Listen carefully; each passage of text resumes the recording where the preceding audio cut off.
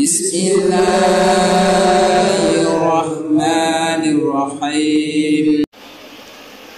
Assalamualaikum warahmatullahi wabarakatuh.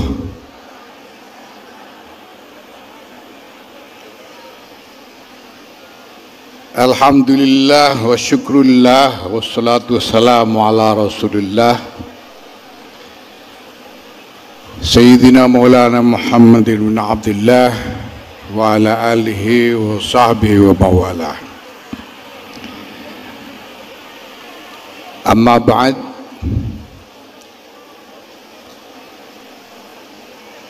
Yang mulia Ketua Umum Pengurus Besar Nahdlatul Ulama Profesor Dr. Kiai Haji Said Aqil Siraj. Beliau ini ketua umum hakiki, saya cuma penggantinya.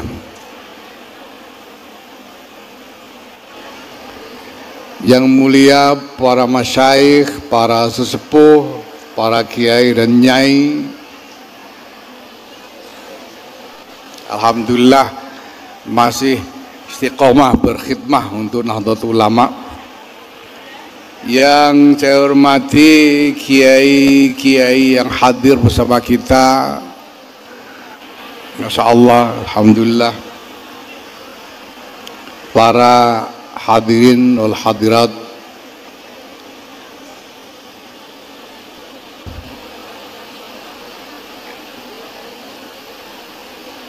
kalau saya katakan bahwa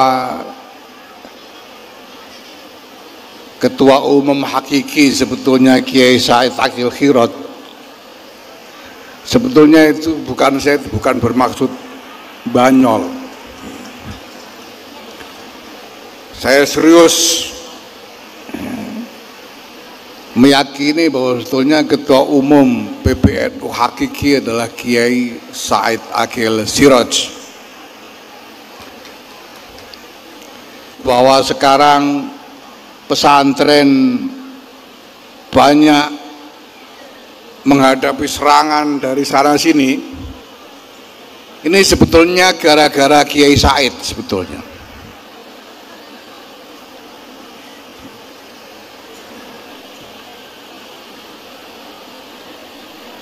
Kenapa? Karena gara-gara Kiai Said ini, gara-gara Kiai Said Aqil Siraj, orang takut kepada Nahdlatul Ulama dan kepada pesantren.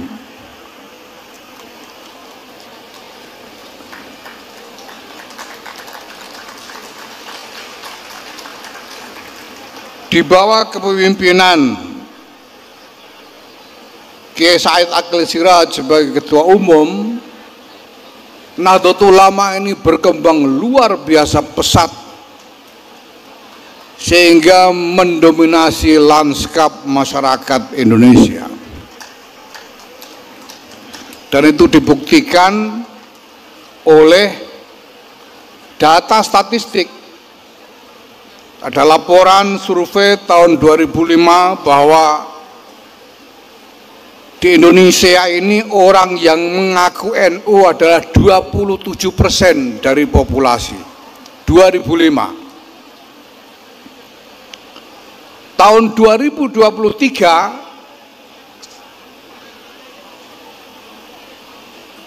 ada survei lagi yang hasilnya bahwa sudah 56,9% populasi mengaku sebagai orang NU. Jadi selama kepemimpinan Kiai Said itu orang NU nambah 2 kali lipat lebih. Itu sebabnya saya sebut beliau sebagai Ketua Umum hakiki. Nah cuma ya itu, gara-gara itu lalu orang jadi takut sama NU, takut sama pesantren. Sekarang saya kebagian digebuki karena orang takut itu. Saking takutnya pada NU dan kepada pesantren karena tiba-tiba berkembang begini besar. Ya, nah saya sendiri karena saya ini ya cuma pengganti itu kalau di pondok namanya naibul fa'il. Jadi fa'il ya hakiki itu Kiai Said, saya ini cuma naibul fa'il. Naibul fa'il itu asalnya maf'ul. Sebetulnya saya ini maf'ulnya Kiai Said sebetulnya. Produk dari Kiai Said, karena saya juga berkhidmah di bawah kepemimpinan beliau selama 10 tahun sebelumnya. Nah, saya bisa menjadi naibul fa'il karena maf'ulnya tidak disebut, karena fa'ilnya yang sejati tidak disebut, maka maf'ulnya jadi naibul fa'il. Itu pun harus diganti binaknya, yang tadinya bina maklum jadi bina majhul. Jadi fi'il saya ini majhul sebetulnya, karena saya coba jadi naibul fa'il. Nah, memang kemudian pekerjaannya jadi berubah. Kalau dulu pada zaman kepemimpinan Kiai Said Aqil Siraj, ya, jelas pengembangan NU dilakukan secara besar-besaran. Nasru Nahdlatul Ulama bukan hanya di Indonesia saja, tapi juga di dunia internasional. Nah, sekarang dibalik, gantian kebagian ngurusi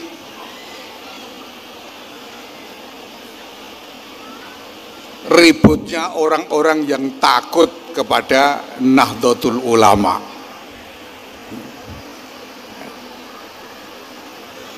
Bapak Ibu sekalian yang saya hormati, alhamdulillah sampai sekarang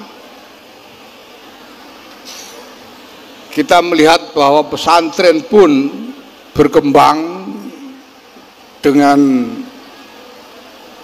luar biasa progresif, tetapi juga pada saat yang sama tetap mempertahankan inti dari turas yang diterima dari para pendahulunya. Kita melihat generasi-generasi penerus di lingkungan pesantren ini telah tumbuh, berusaha dengan sungguh-sungguh untuk bisa melahirkan kemuliaan baru, menciptakan kemuliaan baru. Masya Allah, ini sangat membesarkan hati. Sekarang tumbuh mengelola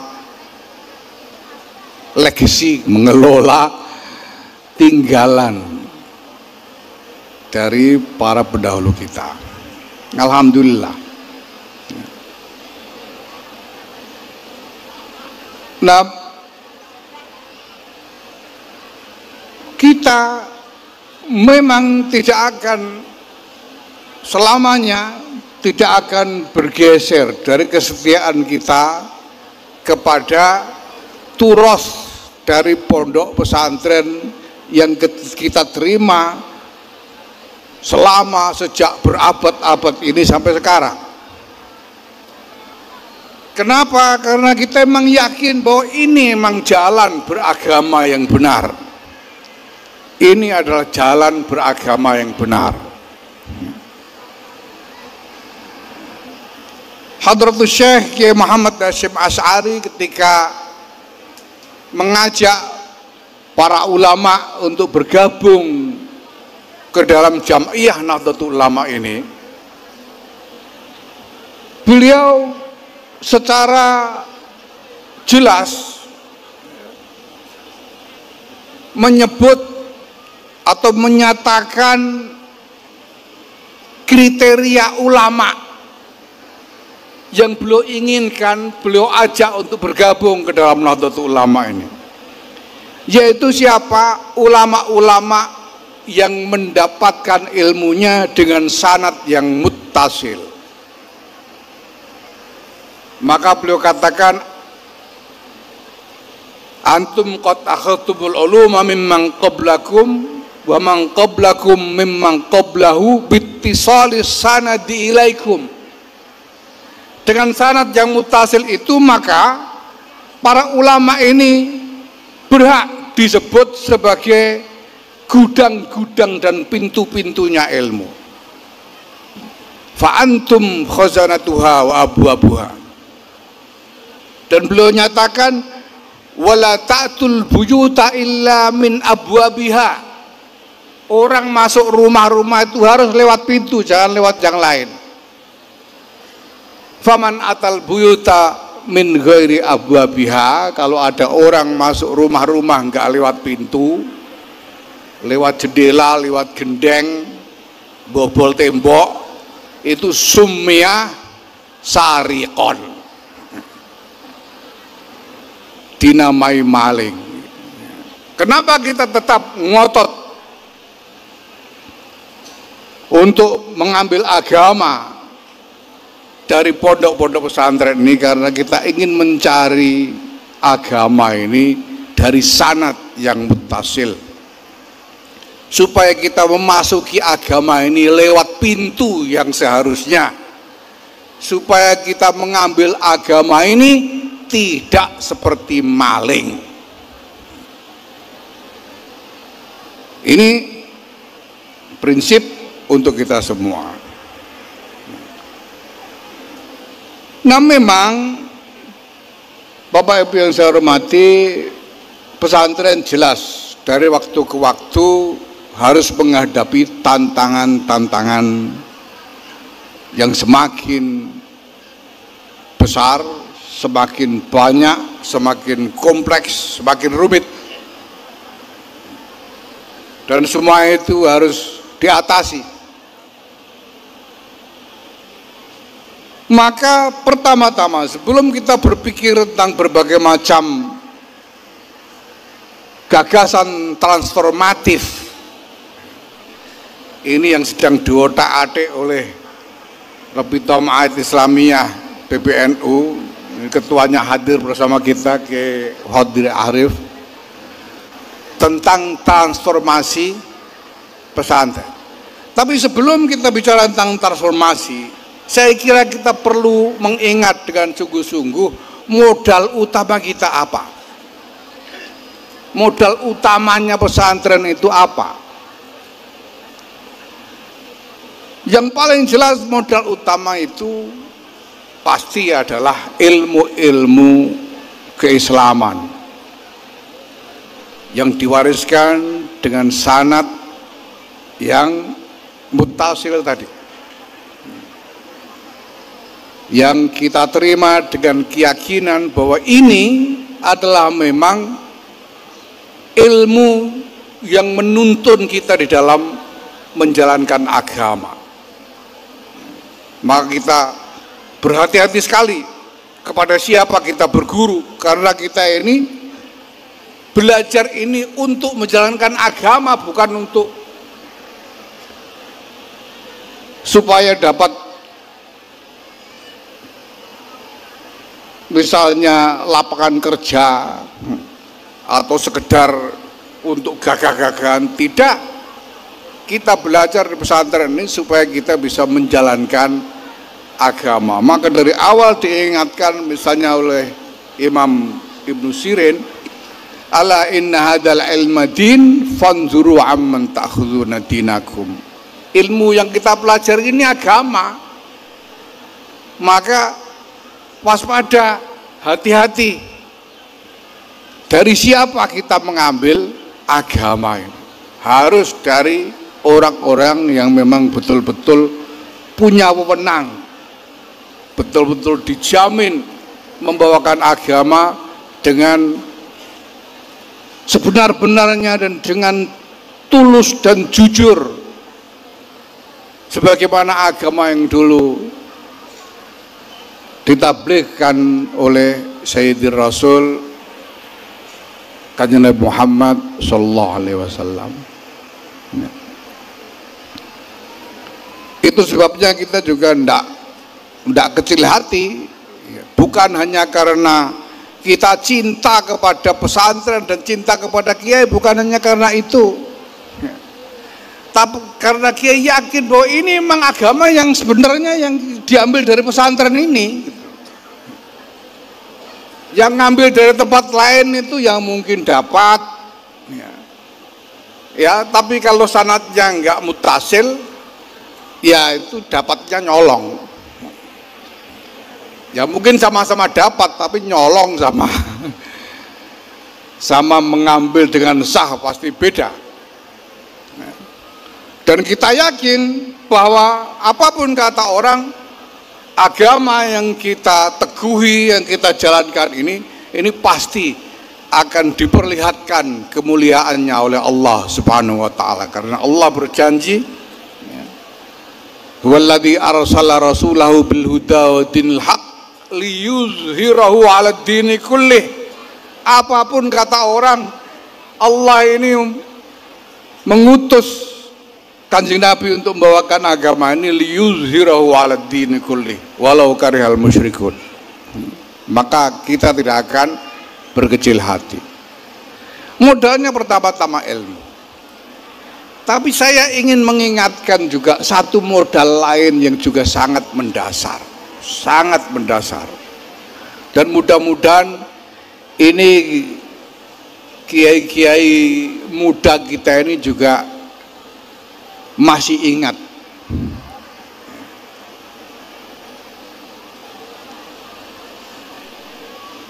Belakangan ini kita mendengar berita tentang pesantren yang mengalami musibah karena kecelakaan infrastruktur. Di Al-Khazini Buturan tempo hari, Masya Allah, bangunan yang belum jadi roboh. Beberapa hari yang lalu juga di Situbondo ada satu pesantren, asramanya juga roboh. Padahal itu sudah dengan konstruksi yang didesain oleh kontraktor profesional. Al-Khazini itu sudah pakai beton. Nah, saya ingat dulu saya menangi tinggal di kamar-kamar yang oleh Mbah Kiai Ali Maksum dulu dibangun sendiri dengan luar biasa sembarangan. Itu kamar-kamar komplek H itu, kamar saya itu H5 itu tingkat. Tapi saya tahu kamar-kamar itu dibangun tidak dengan pondasi. Itu cuma batu bata ditanam beberapa senti begitu saja sama Mbah Ali. Itu saja semennya tidak beli. Semennya itu batu bata bekas bangunan itu dideploki sendiri oleh santri-santri, lalu diayak lagi, dipakai sebagai semen bangunan lagi oleh Mbah Ali.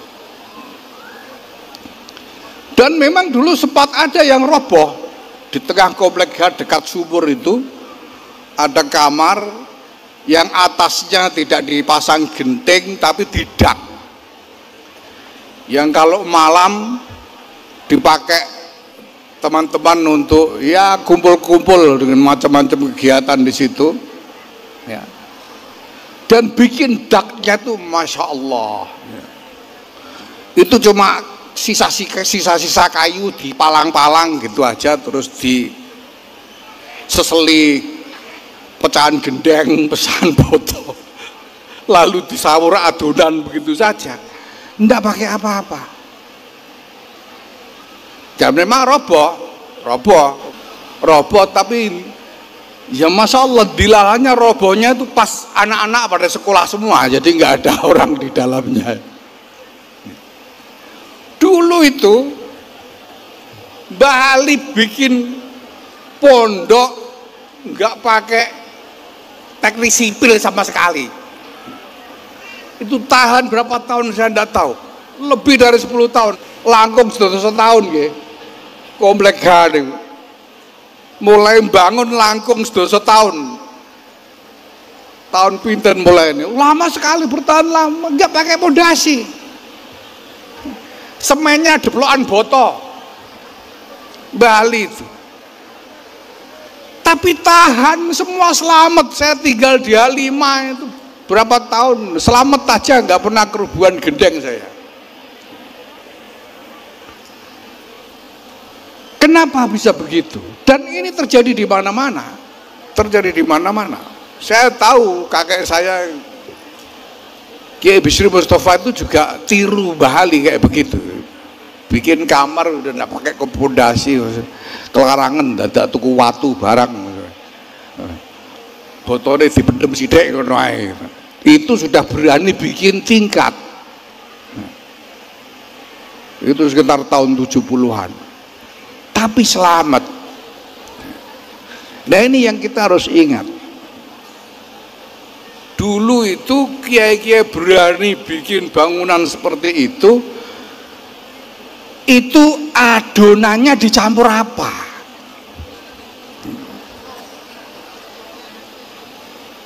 Iya, semen cuma deplokan botok kok berani itu loh, dicampur apa lagi? Nah ini yang harus kita ingat. Kita harus ingat bahwa dulu kiai-kiai itu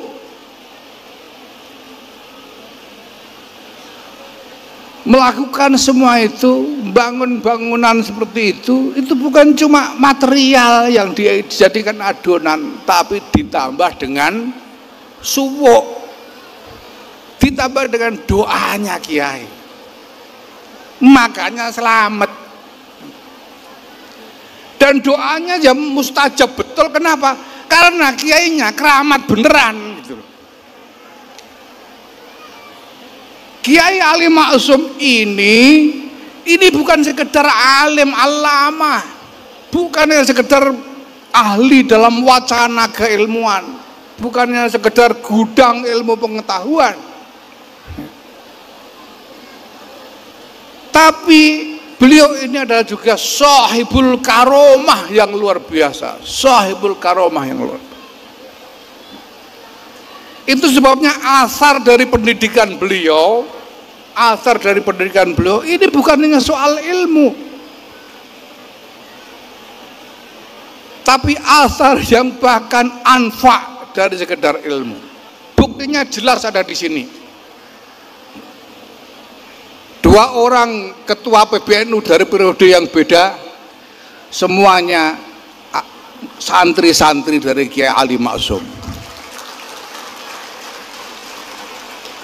Rois Suriah PBNU santrinya Kiai Ali Maksum, ketua paling tua sekali di PBNU juga santrinya Kiai Ali Maksum. Katib Suriah PBNU mantunya Kiai Ali Maksum. Mustasyar PBNU putranya Kiai Ali Maksum dengan iparnya Kiai Ali Maksum. Ini asar yang luar biasa. Kalau hanya mengajar dengan ilmu kognitif saja, ilmu akal saja, tidak mungkin asarnya bisa sekuat itu. Kiai Ali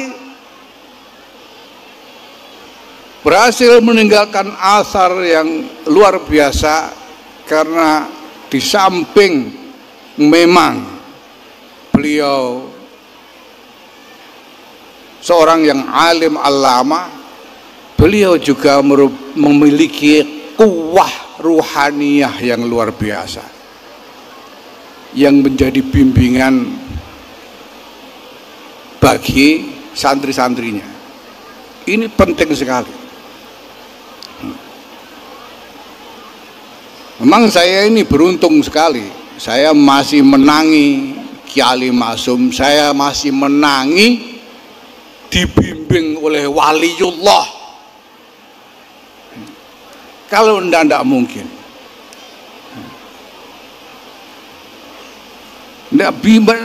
Bagaimana mungkin ngaji keset-kesetan kok bisa jadi ketua umum PBNU itu kalau kiainya nggak wali, itu tidak mungkin. Dulu Gus Dur Ki Abdurrahman Wahid itu waktu kecil dititipkan kepada Kiai Abdul Fattah. Kiai Abdul Fattah ini sepupunya Kiai Abdul Wahab Fatullah, ngaji kepada Kiai Abdul Fattah. Masih kecil, karena masih anak-anak, dititipkan khusus dan ditemani oleh santri dari Banyuwangi, namanya Khudori, dari Banyuwangi. Ngaji khusus. Nah, Kiai Fattah ini karena beliau sudah habis waktunya untuk ngajar santri yang lain, maka yang disediakan untuk ngajar Gus Dur ini waktu istirahatnya dipakai untuk ngajar Gus Dur. Siang-siang ba'da zuhur harusnya waktunya istirahat dipakai ngajar. Sehingga waktu ngajar itu suatu hari beliau ngantuk sampai ketiduran. Kiai Fattah ini sampai ketiduran karena kecapean. Tengah-tengah baca kitab gitu, Furudul wudu isitatun, ketiduran. Lah santri 2 orang ini nunggu, kok nggak bangun-bangun ya ini. Nah kebetulan rumahnya Kiai Fattah itu dekat rel lori yang untuk ngangkut tebu itu, ya, yang sampai ke, kalau nggak salah pusat penampungannya itu di Mojo Agung, Jombang. Gus Dur itu tengah-tengah nunggu Mbah Fattah ketiduran itu, lalu ngajak santri Khudori tadi, ayo numpak lori. Keluar 2 anak ini naik lori sampai ke Mojo Agung, habis dari Mojo Agung terus naik lagi lori yang balik, terus lompat di dekat rumahnya Kiai Fattah, masuk lagi. Lepas masuk itu pas Kiai Fattah bangun, karena ketiduran Kiai Fattah itu kan lupa tadi balahnya sampai mana ketiduran ini gitu. Maka beliau nanya, iki mau tekan di Cong, katanya. Yang jawab santri Khudori tadi, dugi Mojo Agung Mbah, katanya.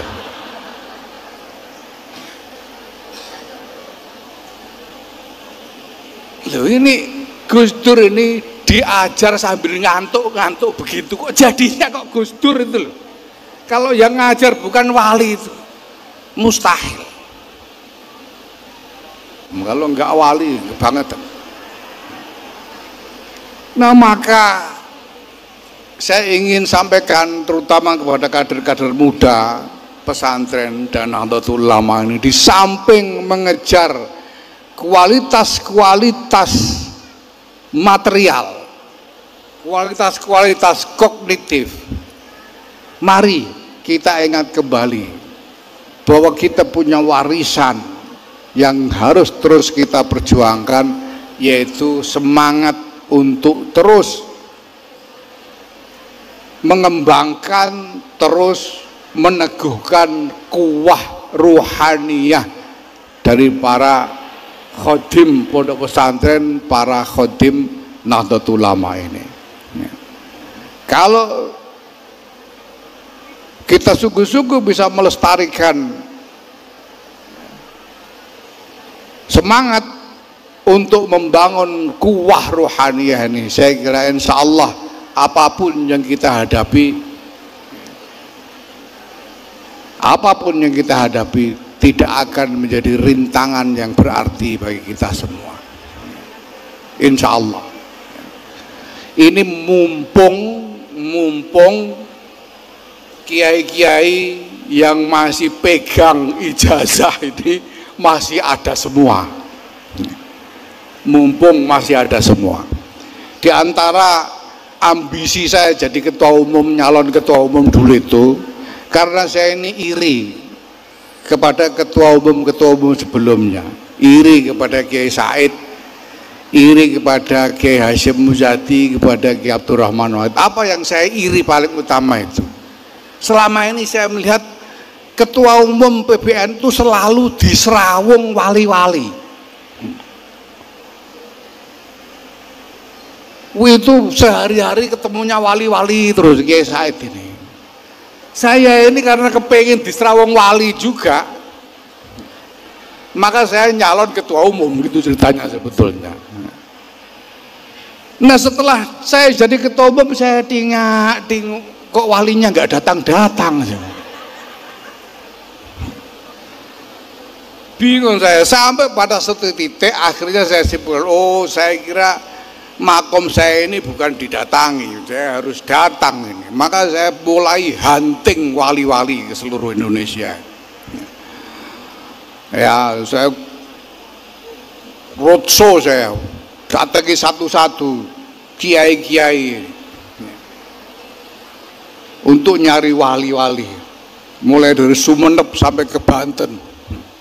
Alhamdulillah, alhamdulillah ketemu. Dan masih banyak. Alhamdulillah ketemu dan masih banyak. Ini Masya Allah, ini Kiai Said ini Ta'addus bin Nikmah ini gara-gara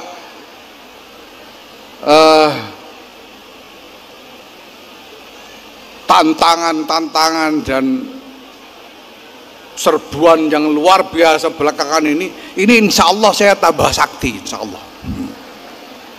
Karena saya ketemu dengan kiai-kiai yang punya kuwah rohaniyah yang luar biasa, semuanya mendoakan dan bahkan mengijazahkan amalan-amalan yang luar biasa. Wah, ini tinggal ya, kalau kita amalkan bisa dukdek, insya Allah.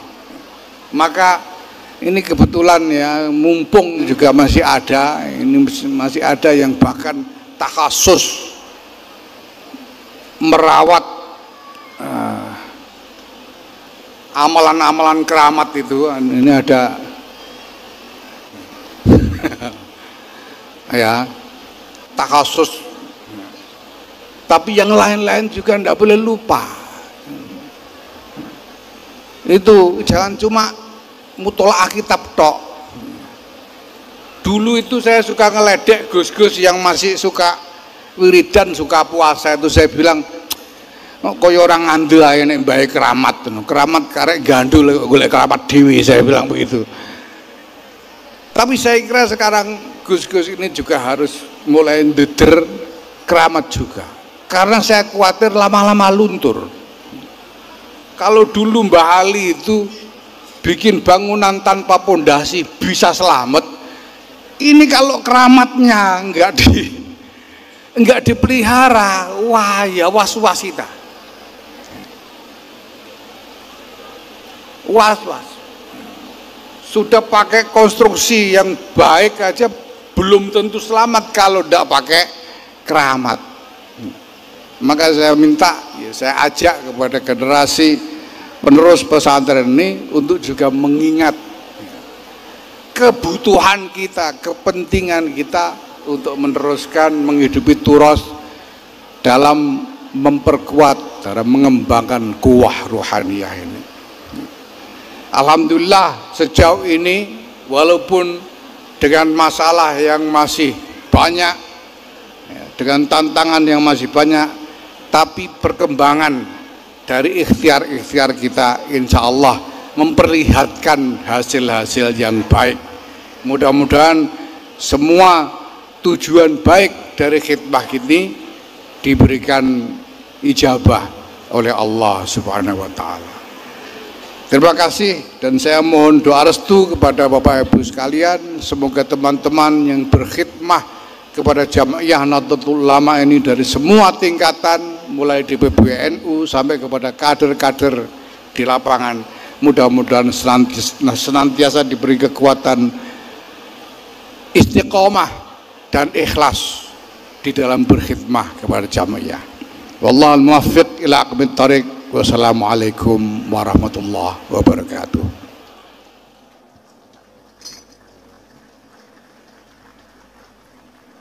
La ilaha illallah wallahu akbar.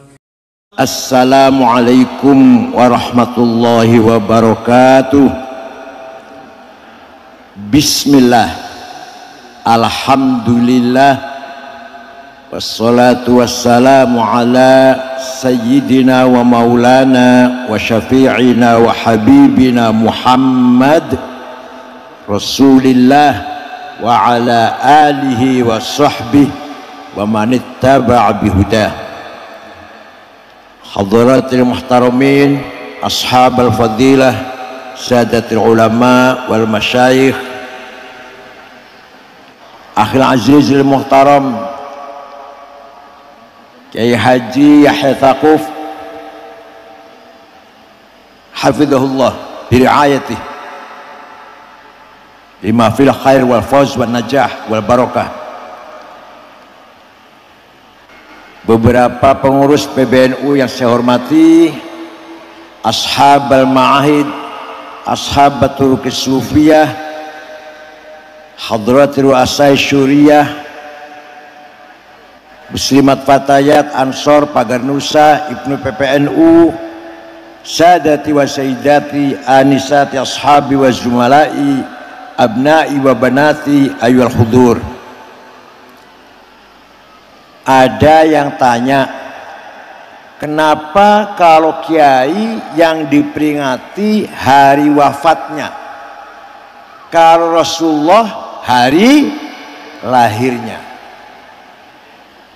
Karena selain Rasulullah, siapapun selain Rasulullah SAW, ketika baru lahir tidak ada yang tahu anak ini akan jadi apa.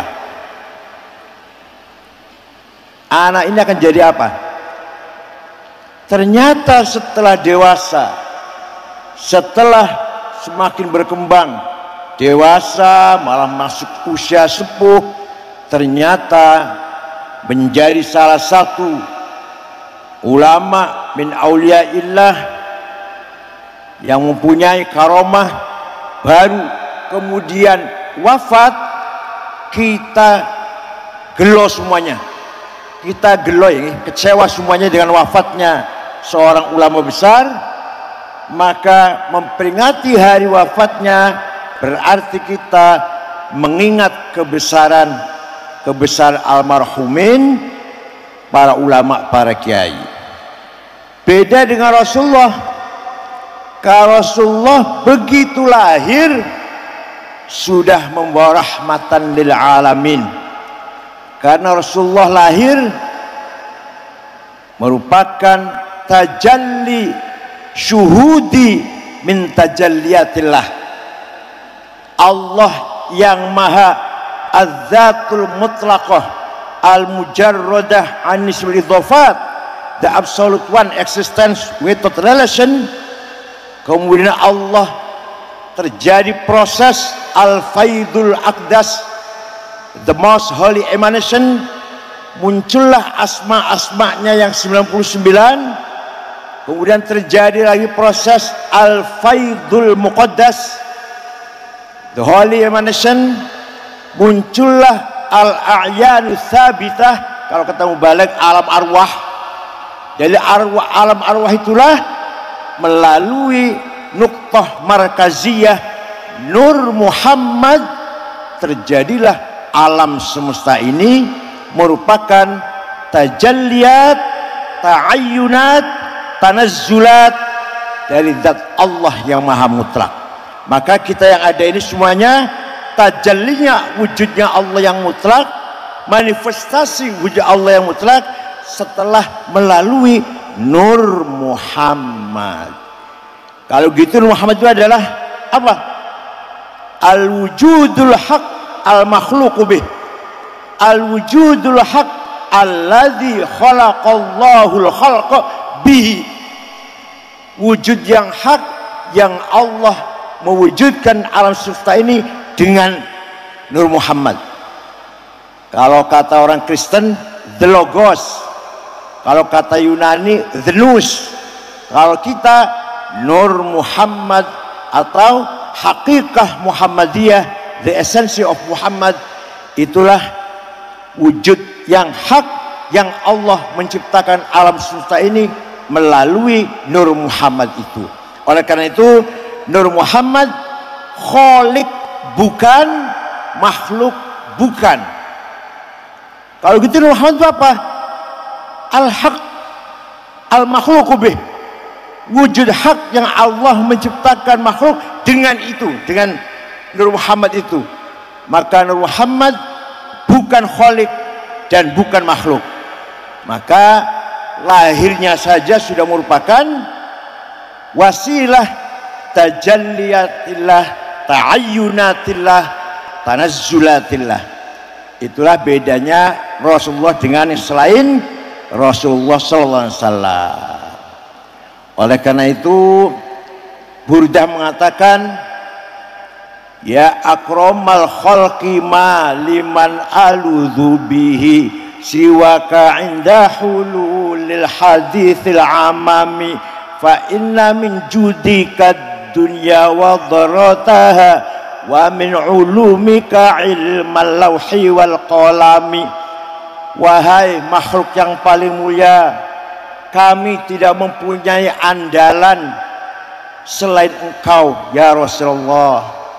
Sesungguhnya engkau adalah dengan sifat kedermawananmu, kemurahanmu, Allah menciptakan dunia dan akhirat, dan dari nurmu itu semuanya diambillah ilmu yang ada di Lauh Mahfuz dan yang ada di kolam. Oleh karena itu Rasulullah merupakan aslul wujud, tajalli syuhudi min tajalliyatillah. Muga-muga paham, muga-muga. Walhasil ini, kalau hal para ulama ini kita dihimbau, tergugah agar kita siap meneruskan, menerima estafet ilmunya Kiai Ali Maksum, ilmunya Kiai Mahrus Ali, ilmunya Mbak Bisri Mustafa dan lain-lain, dalam rangka kita teruskan perjuangan beliau-beliau di alai kalimatillah. Kiai Ali Maksum, Kiai Bisri Mustafa, Kiai Mahrus Ali pun meneruskan ilmunya Mbah Hasyim Asy'ari, cara dakwah metodenya Mbah Wahab. Mbah Hasyim Asy'ari, Mbah Wahab pun meneruskan metode cara dakwahnya para wali songo. Wali songo meneruskan cara dakwahnya, metodenya para salafus soleh dari Rasulullah sallallahu alaihi wasallam. Oleh karena itu tadi Gus Yahya sudah panjang lebar bagaimana kita harus merasa bertanggung jawab. Kalau betul-betul mengaku alumni Krapyak seperti saya ini, jelek-jelek alumni Krapyak lah, harus merasa bertanggung jawab meneruskan amanah yang dulu pernah dipikul oleh Mbah Ali Maksum. Sudah saatnya kita semua sekarang meneruskannya, menyempurnakan, kalau bisa melestarikan, mempertahankan. Ternyata silahkan pesantren dicaci maki, silahkan pesantren dipojokkan, diremehkan, tapi tetap pesantren adalah al-hisnul hasin, benteng yang kokoh mempertahankan ta'alimiddin islami. Tanpa pesantren maka ormas Islam hanya namanya doang, hanya namanya saja. Hatta NU kalau tidak ada pesantren hanya plang saja, plang merek. Jadi ormas Islam apapun, hatta NU, kalau tanpa di backup oleh ilmu ulama pesantren tidak ada apa-apanya. Nah, sinilah kelebihan pesantren yang telah kita nikmati, telah kita rasakan. Seperti Gus Yahya tadi katakan, sudah nikmat kita nih hidup menjadi santri, luar biasa. Jangan dikira di pesantren tidak ada ilmu. Apa itu pesantren? Yang diajarkan apa itu? Nggak relevan sudah. Tidak pernah pesantren ngomong gitu. Ini sini, saya ajari sini. Suatu hari Imam Syafi'i mendapat surat dari Gubernur Abdurrahman Al-Mahdi, Gubernur Transoksania Mawaro An-Nahar. Isinya surat, Syekh, saya ingin paham syariat Islam. Gimana Syekh? Imam Syafi'i memanggil muridnya, namanya Rabi' bin Sulaiman Al-Muradi. Sini Rabi' sini. Bawa kertas, bawa pulpen. Ayo kita nulis surat menjawab pertanyaannya gubernur. Imam Syafi'i imla, dikte, ngendikan, Rabi' nulis. Akhirnya suratnya Imam Syafi'i berjumlah 300 halaman. Itulah yang namanya Ar-Risalah del Imam Asy-Syafi'i. Isinya gimana isinya? Kalau rinci 2 tahun 4 semester. Kalau ringkas saja begini isinya. Gubernur, Anda ingin paham syariat Islam, pertama harus paham tipe-tipe macamnya ayat Quran. Itu prinsip itu. Sebagai bayan ilahi, idah ilahi, penjelasan dari Allah melalui Al-Quran. Tapi jangan disamaratakan. Ayat Quran macam-macam. Ada muhkamah, ada mutasyabihah, ada mutlaqah, ada muqayyadah, ada ammah, ada khassah, ada majazi, ada hakiki, ada majazi, ada nasikhah, ada mansukhah. Tanpa ini nggak akan paham Quran. Saya jamin nggak paham Quran kalau tanpa mengerti ini semuanya. Contoh, perintah sholat dengan perintah makan minum sama. Aqimus sholah, wajib sholat, kulu washrobu, wajib makan, sama wajib gitu, sama wajib sama. Aqimus sholah, dirikan sholat, kulu washrobu, makan dan minumlah, podo itu. Ya beda. Aqimus sholah dengan wa'atu zakat dengan waqatul ladzina kafaru, sama, beda. Ada fi'il amar lil wujub, ada fi'il amar lil ibahah, ada fi'il amar ammah, ada amar khas. Gini ini adanya di pesantren. Di luar pesantren betul wonten, silahkan tanya. Di luar pesantren nggak ada itu. Oleh karena itu, agama tanpa pemahaman yang benar tinggal nama doang, tinggal namanya saja, tapi isinya kosong. Disinilah pentingnya kita menjaga orisinalitas ta'alim islami di dalam pesantren. Ada ayat mutlaqah, ati'ullah wa ati'ur rasul, mutlak. Wa ulil amri minkum, wajib taat pada presiden, muqayyad. Kalau presidennya baik, coba sama-sama fil amar dalam satu rangkaian. Yang ini mutlak, yang ini muqayyadah. Ada hakiki, ada majazi. Yadullah fauqa aydihim, tangan Allah di atas tangan orang kafir, bukan tangan. Allah nggak punya tangan. Kullu man 'alaiha fan wa yabqa wajhu rabbika dzil jalali wal ikram. Semua yang di muka bumi akan hancur kecuali wajahnya Allah, mukanya Allah, bukan wajah. Itu zatnya itu. Kalau hanya leterlek terjemahan, tidak akan paham syariat Islam dengan benar.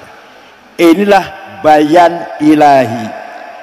Setelah paham bayan ilahi, harus paham bayan nabawi, yaitu hadis. Kenapa? Harus itu, nggak bisa kalau tanpa bayan nabawi. Karena hadis sebagai mufassil, syarih, mubayyin.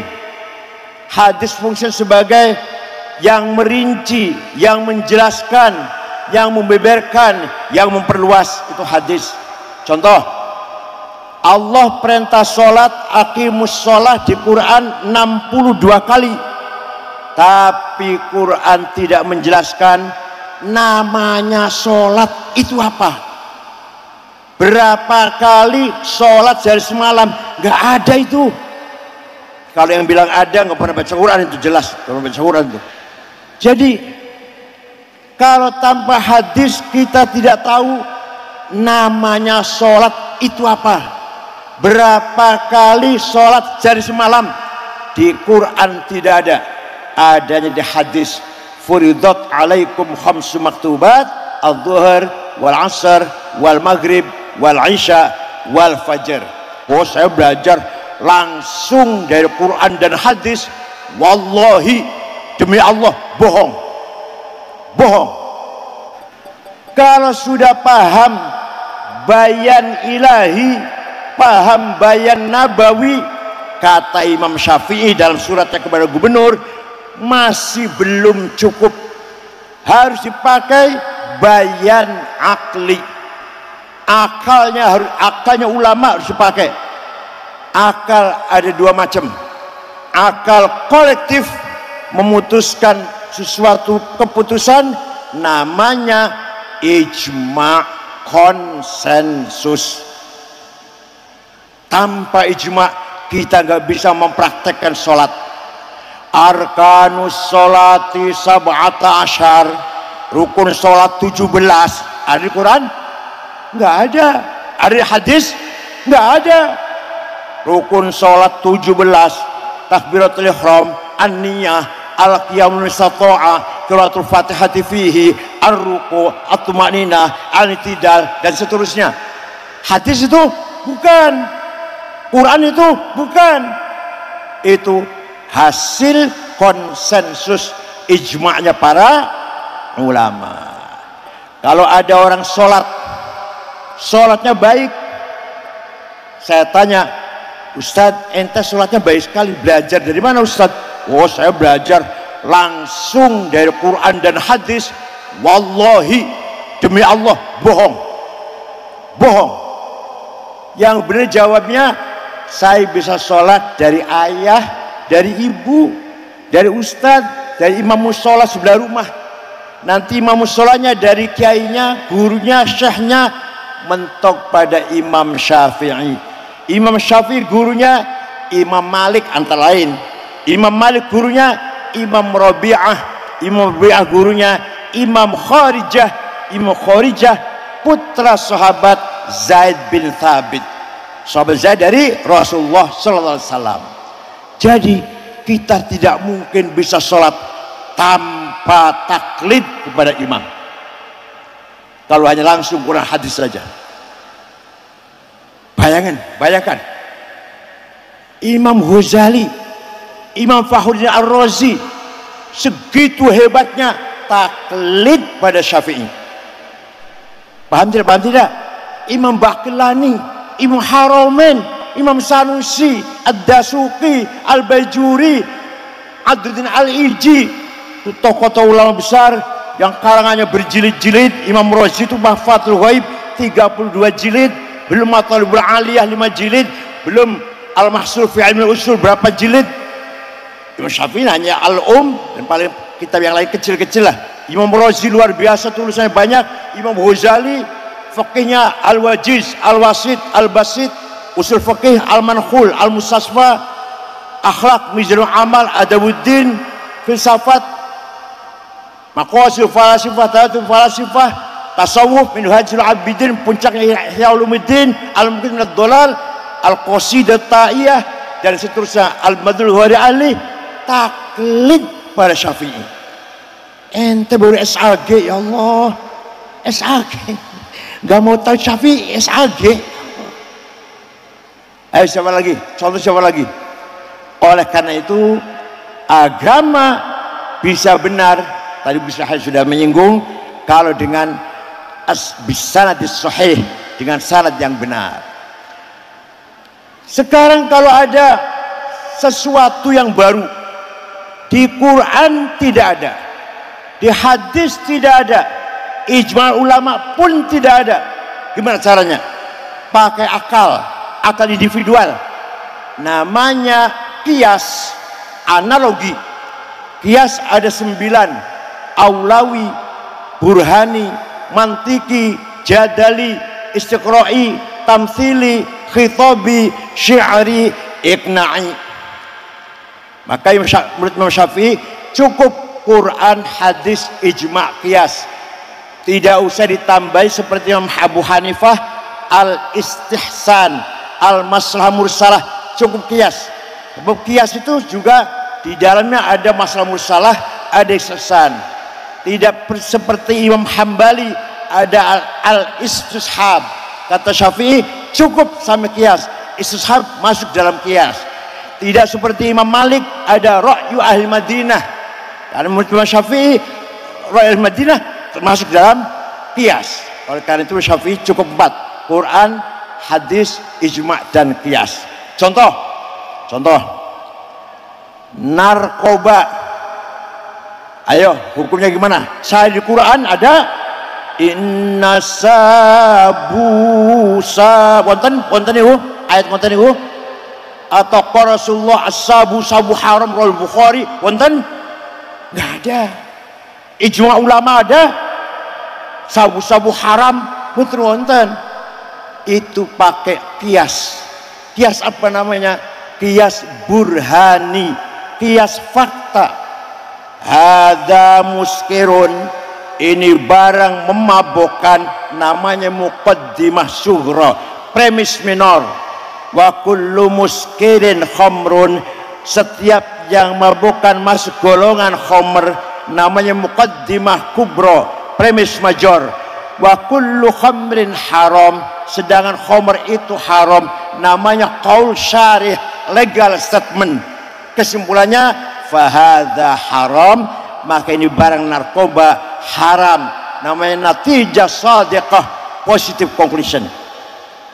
Itu ilmunya Imam Syafi'i itu, ilmunya Imam Syafi'i itu.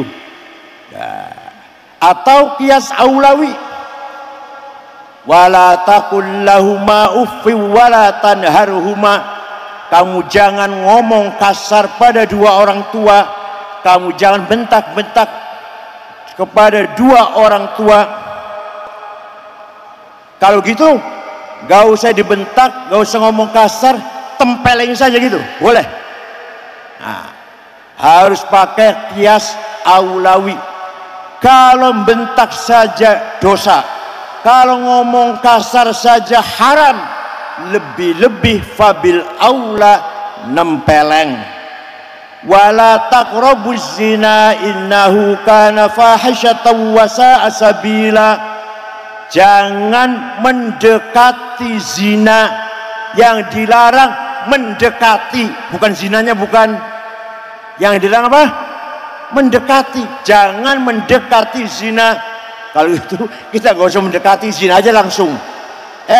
Kalau mendekati saja haram, maka lebih-lebih zinanya. Itu namanya qiyas aulawi dan seterusnya.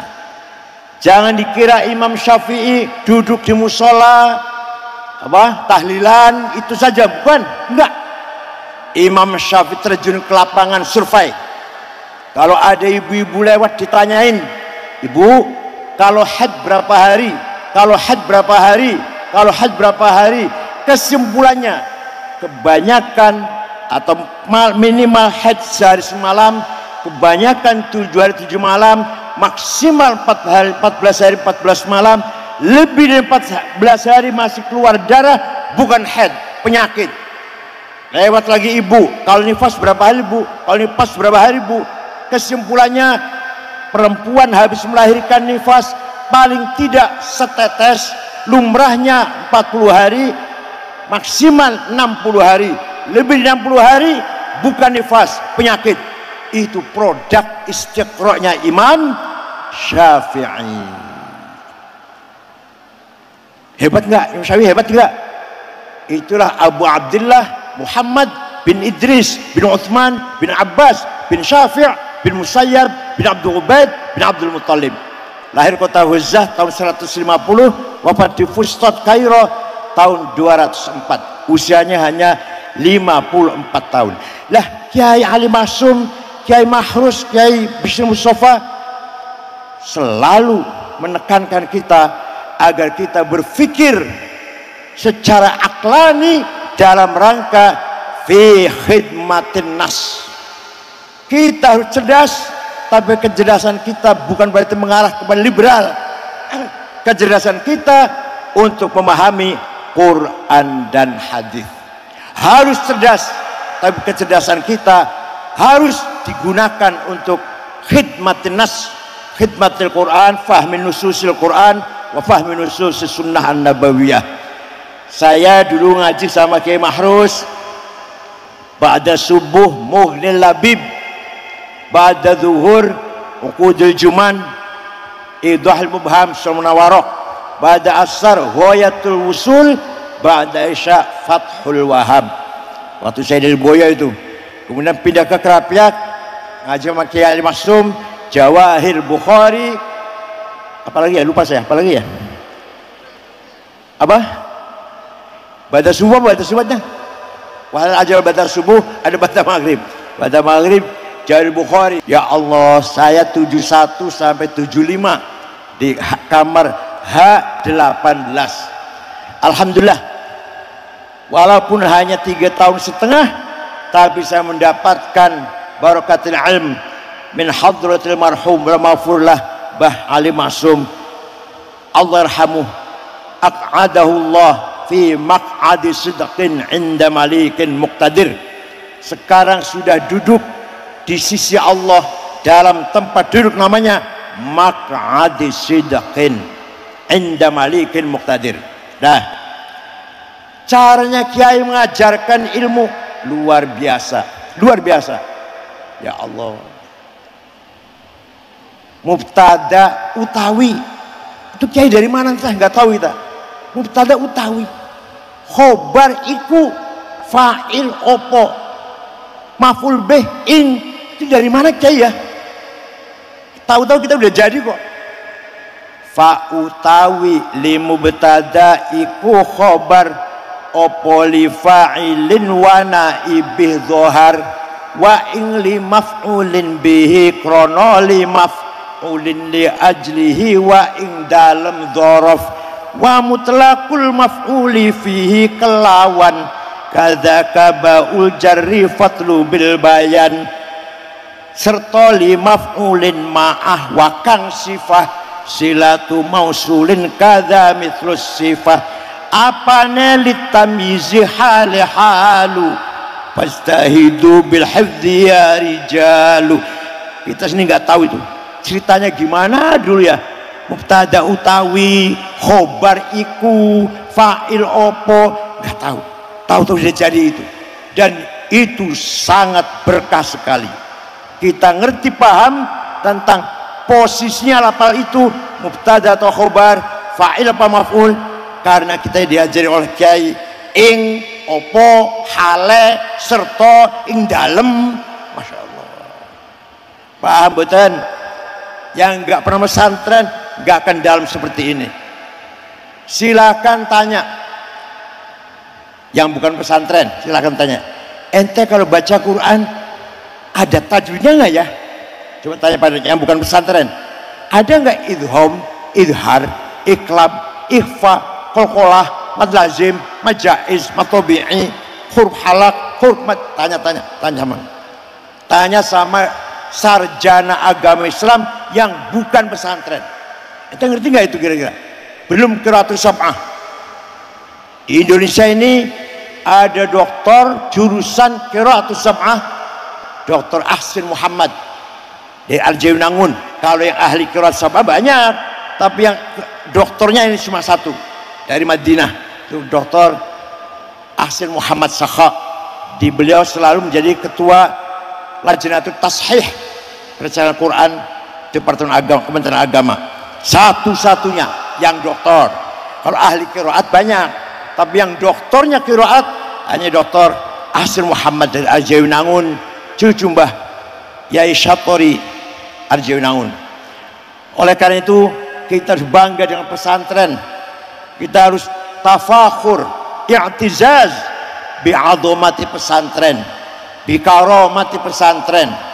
Silahkan orang lain mencaci maki, tetap kita bangga dengan pesantren. Tanpa pesantren ormas Islam hanya nama pelang kosong doang, gak ada apa-apanya.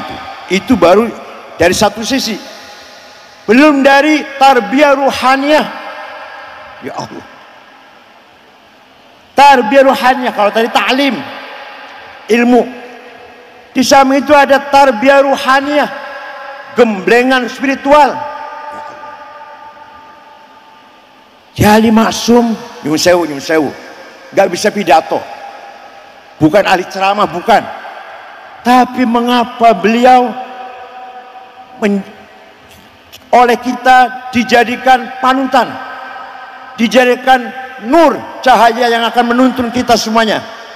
Bukan dari pidato, bukan dari ceramah, tapi dari kekuatan spiritualitasnya. Banyak kiai nggak bisa pidato, nyun sewu, Mbah Hamid barangkali bukan ahli pidato, tapi semua orang segan, semua orang hormat, semua orang mutaathir, membekas ketemu dengan Mbah Kiai-kiai yang sepuh itu.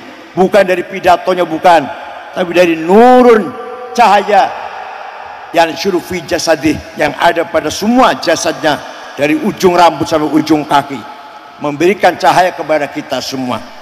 Nah, disinilah kelebihannya pesantren. Manusia punya 3 kekuatan. Pertama, al-quwwatun natiqah, the power of intelligence. Gunanya untuk mendapatkan pemahaman, mendapatkan logika kebenaran dalam menghadapi segala masalah, segala sesuatu. Adanya di otak, al-quwwatun natiqah. Tapi al-quwwatun natiqah ini percuma, gak ada artinya kalau tidak didukung, ditopang oleh al-quwwatul mutakhayilah, the power of idea. Kita punya ide apa, punya hasrat apa, punya kemampuan apa, punya cita-cita apa, itu yang akan mendorong manusia menjadi cerdas, manusia menjadi lincah, menjadi jenius, karena ada dorongan dari al-quwwatul mutakhayilah. Orang yang paling besar himmahnya Rasulullah sallallahu alaihi wasallam. Muhammadun qaimun lillahi dhu himami, Muhammadun sadiqul aqwali wal kalimi. Nabi Muhammad orang yang himmahnya besar. Saya harus menang. Gak pernah Muhammad mengatakan, ya kalah ya gak apa-apa lah. Gak. Saya harus menang. Perang Badar 314 lawan 1000, menang. Perang Ahzab 10.000 ngepung Madinah. Di Madinah paling ada 800 orang umat Islam, menang. Perang Khaybar, perang Bani Mustalik, perang Mu'tah, perang Hunain, perang Taif, Fathu Makkah, menang. Yang kalah Uhud, awalnya menang, awalnya. Nabi pesan pada orang 16, kamu jaga ya di atas gunung Uhud, pegang panah, jaga, jangan bergeser. Dipimpin oleh sahabat Jubair, Jim bukan Za, Jubair. Apapun yang terjadi, kamu jangan meninggalkan tempat ini. Di bawah umat Islam menang.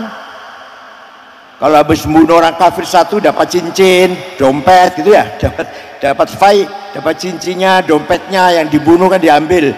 Yang 16 orang ini, aku itu apa ini? Kami dapat apa ini? Diem aja, gak dapat apa-apa. Itu teman-teman dapat dompet, cincin. Kalau di zaman sekarang barangkali ada HP juga. Jadi iri, turun dari gunung yang 16 orang ini, meninggalkan pesan Rasulullah. Khalid bin Walid, Amr bin As ketika itu belum Islam, tahu ada kelemahan, maka Khalid bin Walid muter naik dari gunung Uhud, mudah sekali mengalahkan orang Islam. Itu barangkali satu-satunya perang Rasulullah yang kalah. Rasulullah patah giginya satu, kejeblos di lubang, 10 sahabat menjadi benteng Rasulullah, yang mati 6, termasuk Abu Dujanah. Sahabat Talha badannya penuh dengan panah, menghalang-halangi panas jangan sampai Rasulullah. Itu barangkali perang satu-satunya yang Rasulullah kalah, perang Uhud. Lainnya menang terus. Kenapa? Dengan apa menangnya? Dengan himmah, strong will. Hasyim Asy'ari, NU harus besar. Bung Karno, Indonesia harus merdeka. Dari himmah.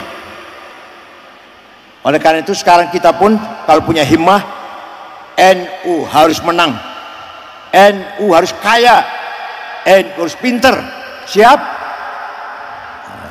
Masa nggak siap? Paling kalau saya ngomong gini itu jamnya amin. Ini bukan doa, bukan. Siap apa enggak? Ketika pamannya menasihatin Muhammad, kamu itu akan dibunuh Muhammad oleh Abu Jahal CS. Berhenti dulu deh dakwahnya sementara. Nanti kalau aman boleh dakwah lagi.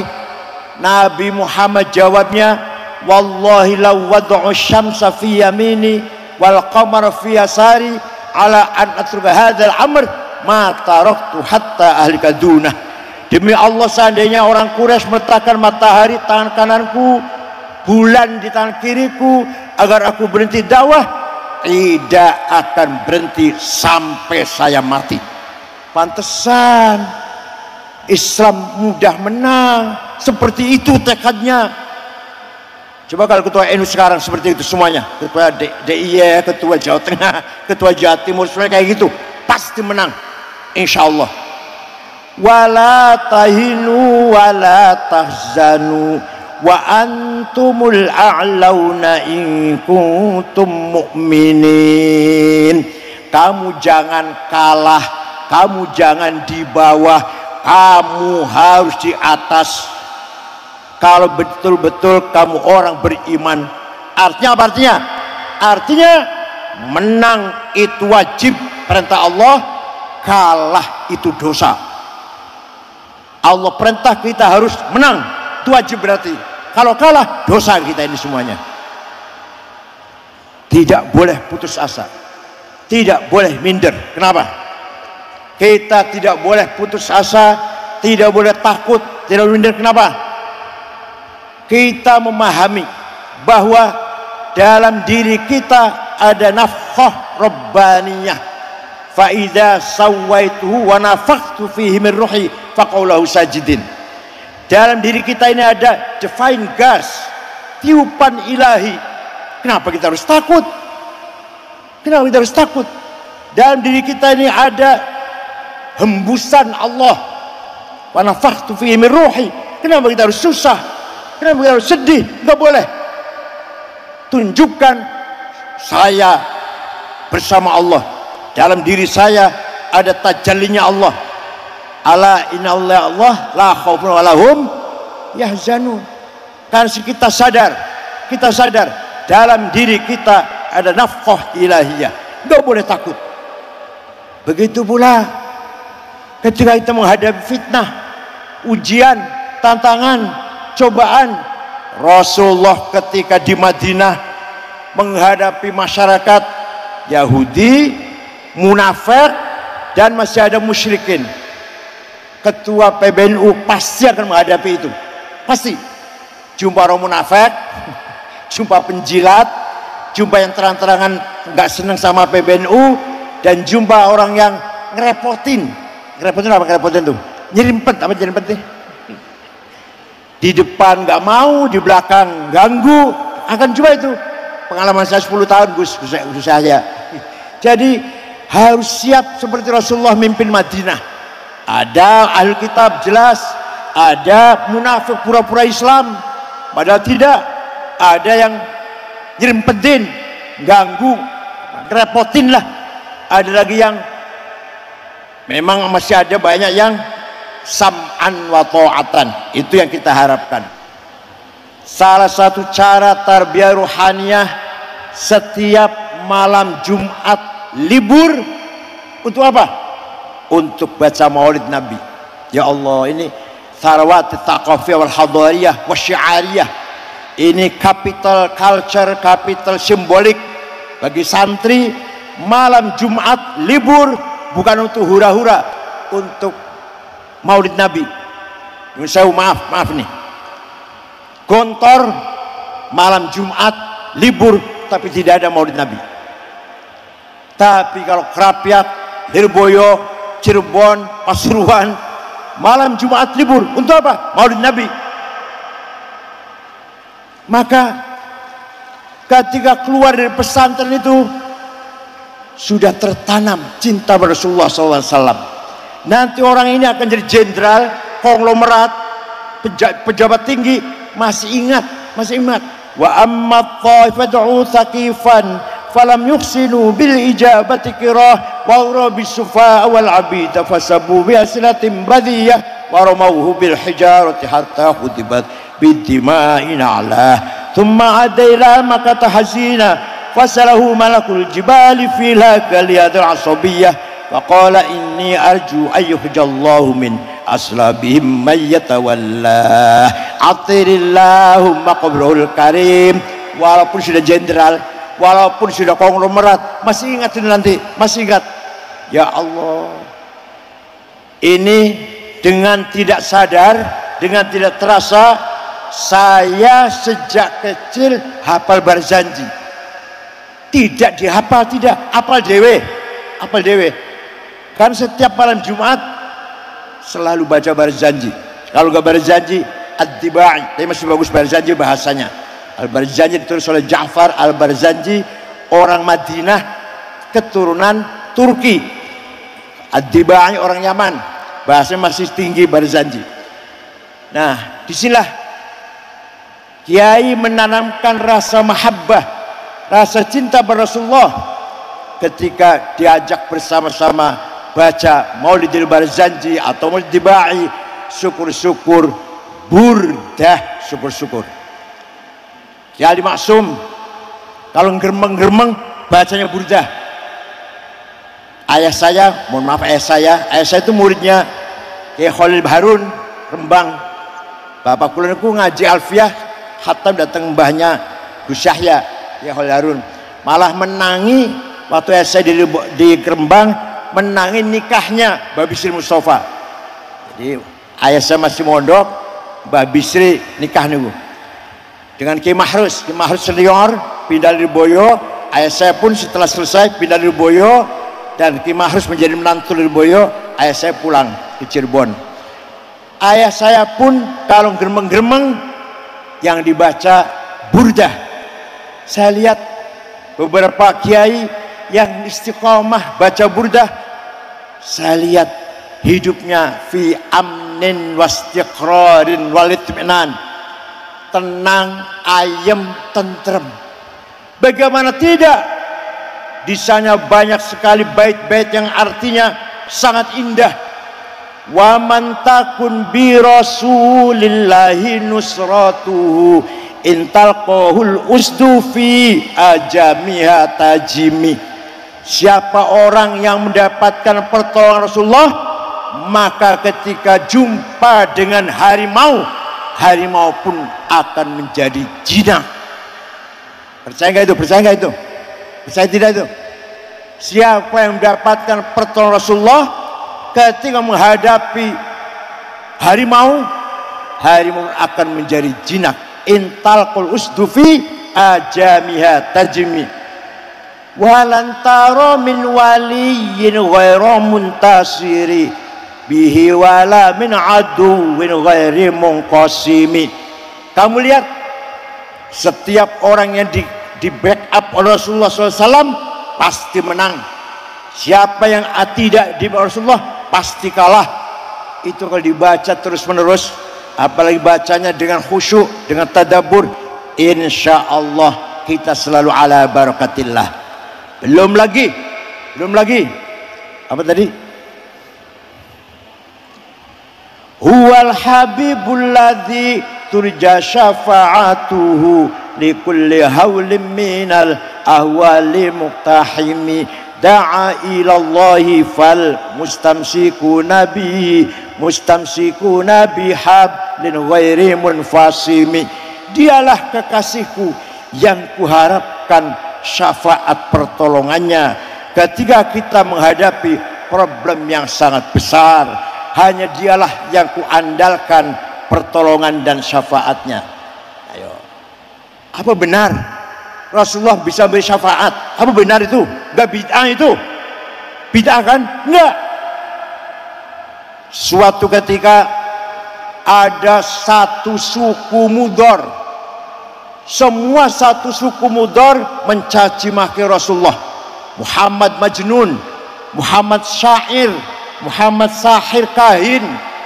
Rasulullah kemudian melaknati, Allahumma ja'al sinihim kasini Yusuf. Ya Allah, timpakan kepada suku Mudhar tahun-tahun seperti yang kau timpakan kepada kaumnya Nabi Yusuf, pacaklik 7 tahun. Betul, suku Mudhar krisis pangan, krisis air, gak ada gandum, gak ada jagung, gak ada beras, 7 tahun. Terpaksa datang ke Madinah rombongan dipimpin oleh kepala sukunya Labid bin Robi'ah. Assalamualaikum Muhammad. Waalaikumsalam. Dari mana? Dari Mudhar. Nabi kaget, orang Mudhar ke sini, ada apa? Ada apa ke sini?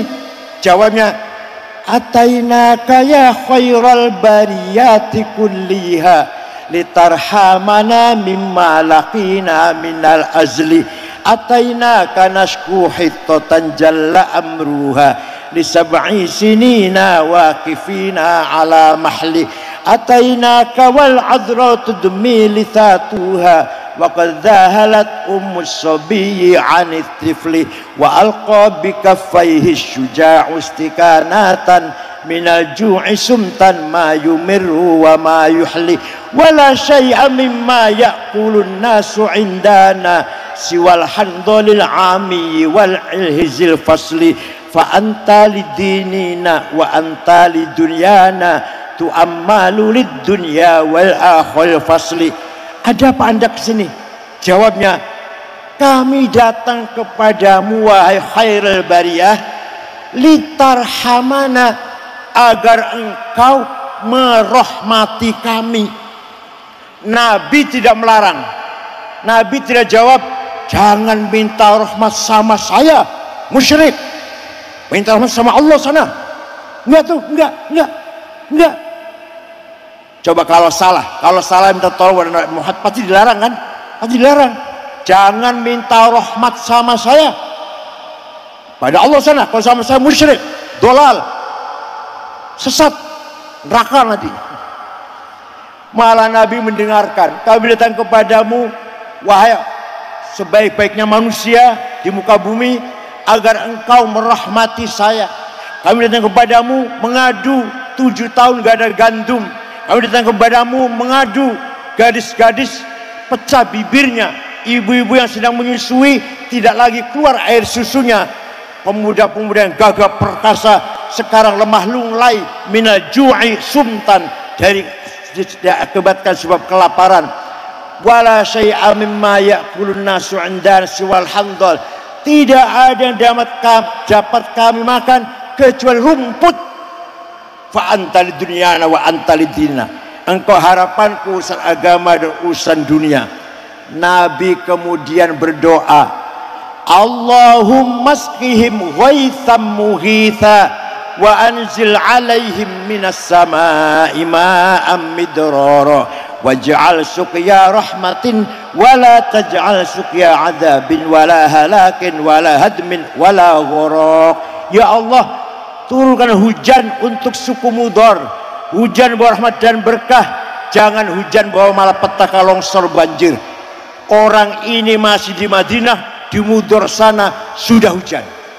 Percaya tidak? Percaya nggak itu? Percaya tidak? Ada yang tanya pada saya, ente cerita ini dari mana sih?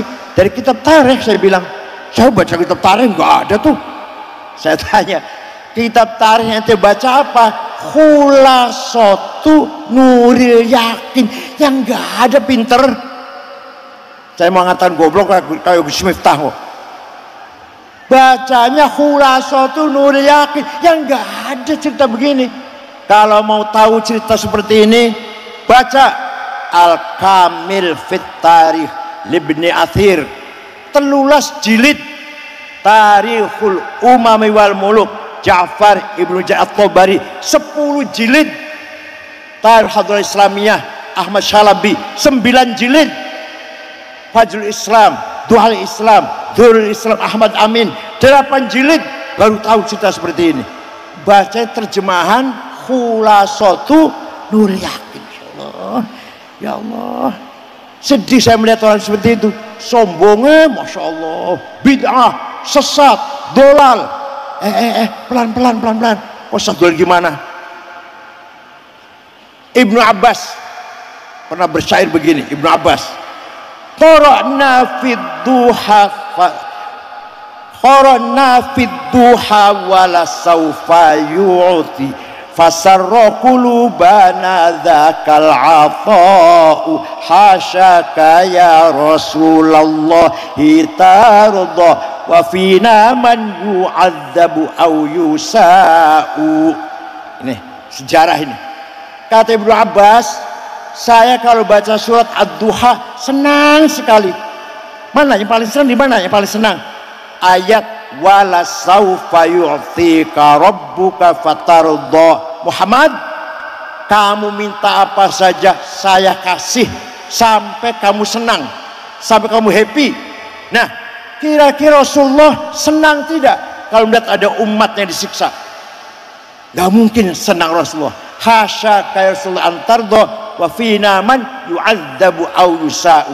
Maka saya, kata Ibnu Abbas, tidak ada saya andalkan kecuali mahabbat Rasulullah sallallahu alaihi wasallam. Itu Ibnu Abbas, sahabat, ngomong kayak gitu. Ente baru SAG nggak mau ngomong kayak Ibnu Abbas.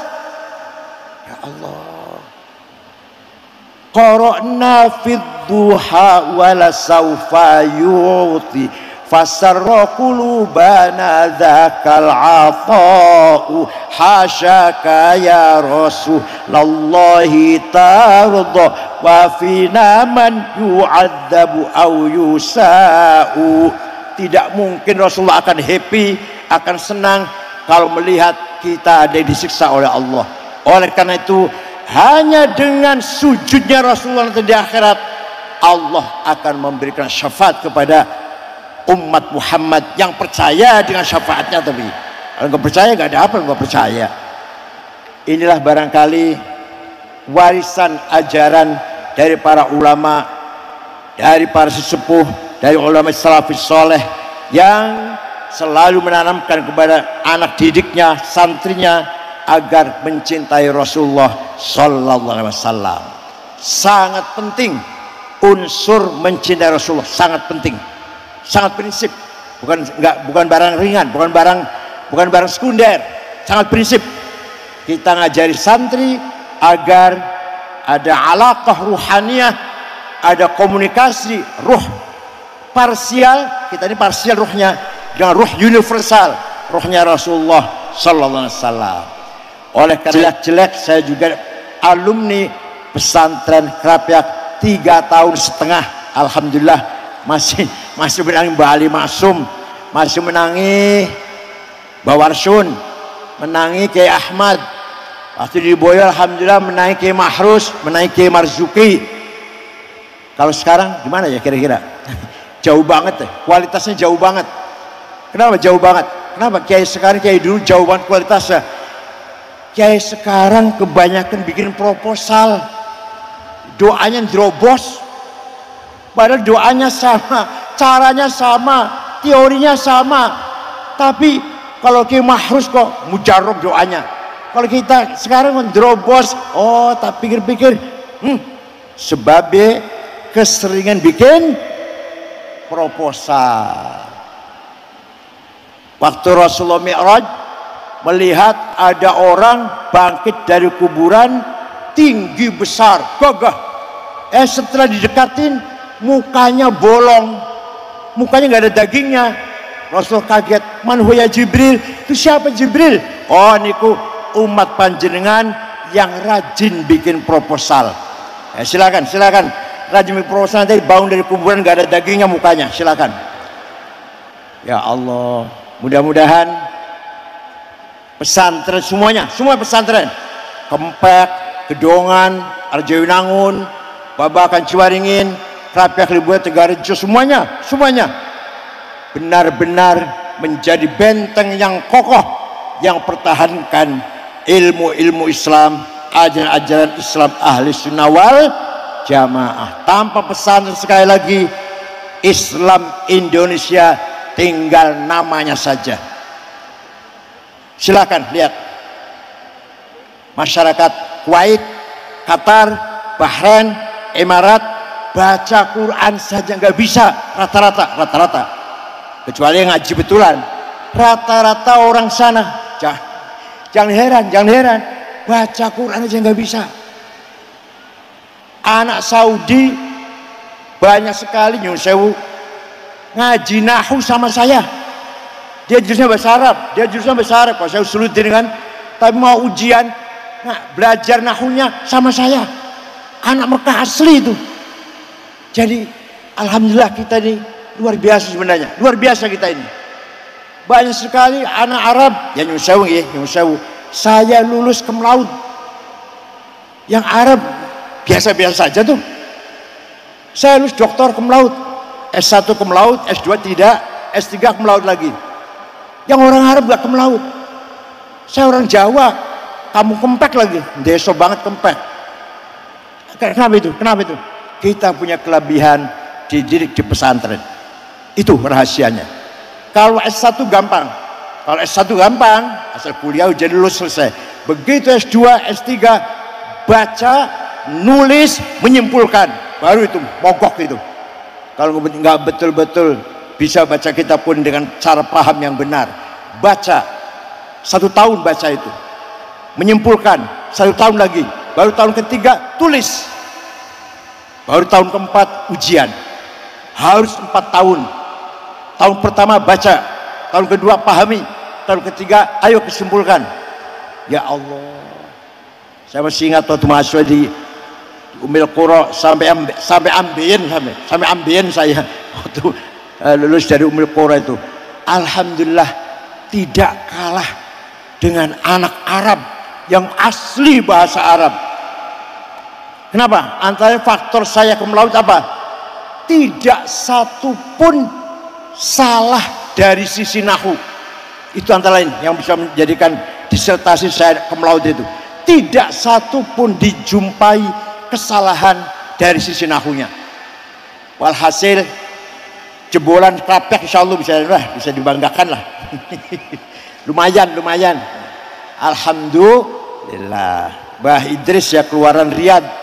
Riyadh berarti sih, sekolah Riyadh. Jumpa saya di sana, saya jumpa beliau, Pak Mukhid Abdul Fattah, Pak Mahfur Utsman, Pak As'ad Said Ali, itu juga alumni Krapyak, 11 tahun jadi wakil BIN, Badan Intel Negara, itu pas muridnya Mbah Halim Masum. Siapa lagi? Pak Ali As'ad, Pak Masdar, Kiai Haji Mustafa Bisri, dan seterusnya lagi kiai-kiai yang lain, semua mendapatkan ilmu dan barokah dari almarhum wal maghfurlah Hadratus Syekh Kiai Haji Ali Maksum. Allah yarhamu, Allah yahud biyadihi ila jambih wa biridahu ila kanafih wa bimaghfiratihi wa rahmatih ila ma baina yadayhi. Ya Allah, mudah-mudahan dan kita yakin Kiai Ali Maksum sudah berada di sisi Allah, di pangkuan Allah, di tempat duduk di sisi Allah, fi maq'adi sidqin inda malikin muqtadir. Syukran wa dumtum fil khair barakati wan najah, wallahul muwaffiq ila aqwamit thoriq. Wassalamualaikum warahmatullahi wabarakatuh.